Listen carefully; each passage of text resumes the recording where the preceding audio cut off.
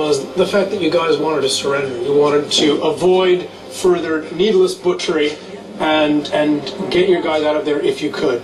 You, at that point, were cut off. You couldn't just walk back out the door you came in, and at that point it was over. And absolutely, why continue to slaughter unnecessarily? All right, gentlemen, that's the terrible thing that happened here. Can you show us what really happened in history?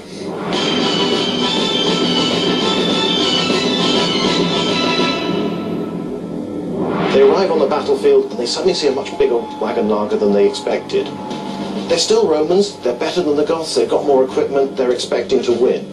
And maybe Valens thinks, if I can take out this many Goths, then I can win the war. Now, this is a concentration of force, it's a shock, but he's got the army to deal with it. The problem is that unlike you, he doesn't plan what he's going to do. He rushes into the combat. He goes straight from the marching column, like this, where he's got cavalry at the front, and at the rear, the infantry in several parallel columns, much like the formation you had at the start. Now, the classic way to deploy this army into battle order is to wheel to the right.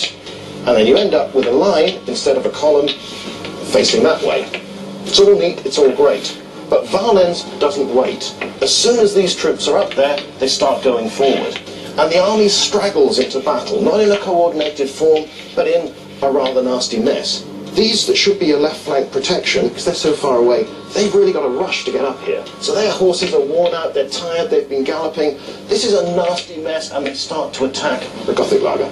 The Goths, they knock away that screen, and they leave the Roman army unprotected on its right. But Valens had the same problem that you did. He can see this battle going on. All his officers are keen, his troops are tired, they're fed up, they want to get this over with. So they keep pushing in. And when it comes to the crunch, there isn't a reserve at all.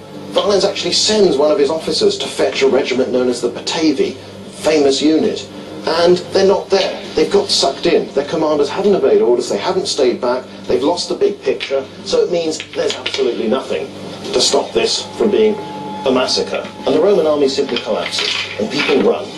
And the one way to get yourself killed quickly in an ancient battle is to turn your back on the enemy when he's chasing behind you in a mean mood. So the Goths come out of their wagon lager, they envelop the Roman army, and as they try to flee, they are cut to pieces. In the real Battle of Adrianople, as many as 2/3 of the Roman army perished, including the Emperor Valens. Not since Cannae, in the war against Hannibal, had a Roman army been so badly beaten.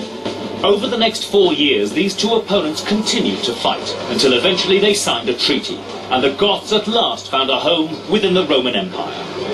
What did you four learn that you're going to take back to run Milton Keynes with? Listen to each other.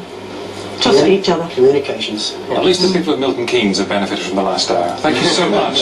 Well done. Sorry you lost. Good battle.